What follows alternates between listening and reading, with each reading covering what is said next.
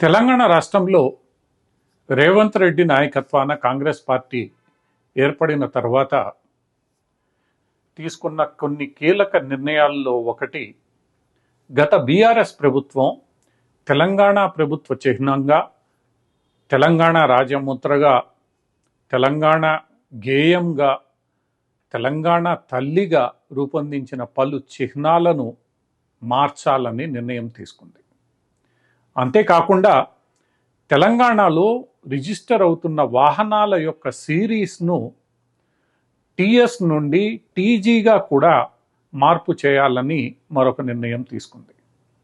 వీటికి తోడు ఇంతవరకు ప్రభుత్వ రంగ సంస్థలకు ముందుగా టీఎస్ అని జోడింపబడినాన్ని రద్దు చేస్తూ ఇక మీదట టీఎస్ బదులుగా టీజీ జోడించాలని ఆదేశాలను జారీ చేసింది. అంటే ప్రభుత్వ రంగ సంస్థలైన ఉదాహరణకు ఆర్టీసీ ఇప్పటి వరకు టీఎస్ఆర్టీసీగా పిలువబడుతోంది.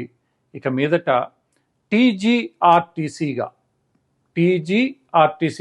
తెలంగాణ స్టేట్ ఆర్టీసీగా అది పిలువబడుతుంది.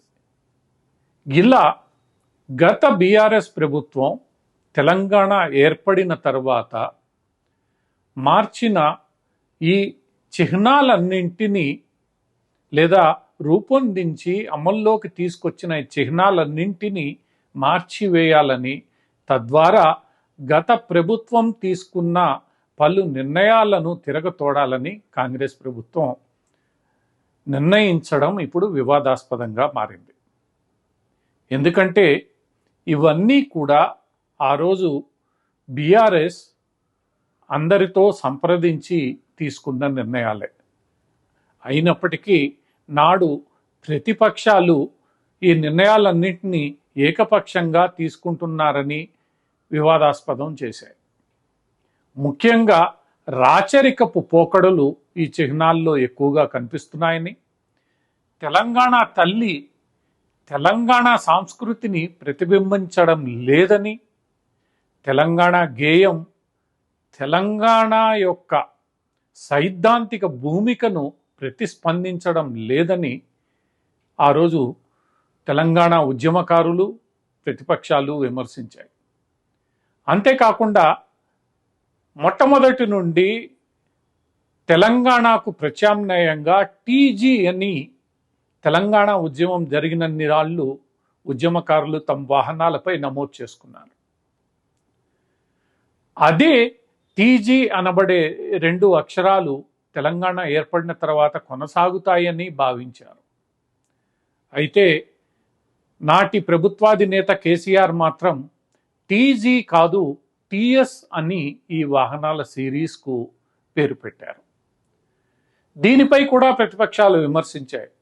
ఎందుకంటే టీఎస్ అనేది టీఆర్ఎస్కు ప్రతిరూపంగా ఉందని, కేసీఆర్ కేవలం స్వార్థ రాజకీయ ప్రయోజనాల కోసమే ఈ మార్పు చేశారని ఆనాడు ప్రతిపక్షాలు, ఇతరులు విమర్శించారు.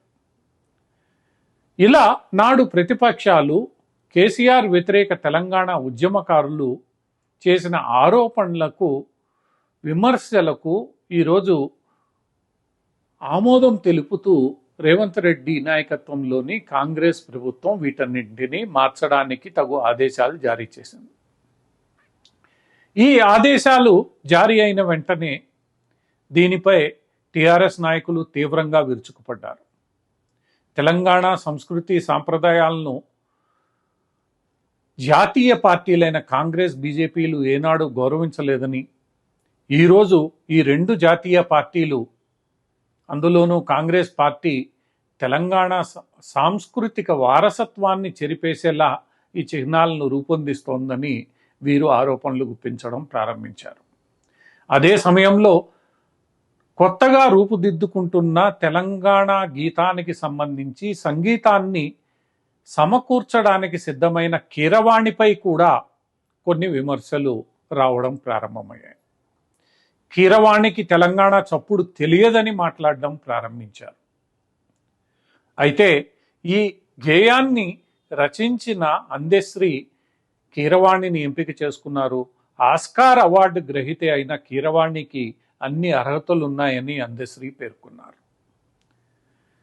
ఇక వాహనాల సిరీస్ మార్పు, అలానే ఆర్టీసీ లాంటి సంస్థలు టీఎస్ఆర్టీసీ నుండి టీజీఎస్ఆర్టీసీగా మారడం లాంటి వంటి చర్యలపై కూడా ప్రతిపక్షం బీఆర్ఎస్ తీవ్రంగా విరుచుకుపడుతోంది.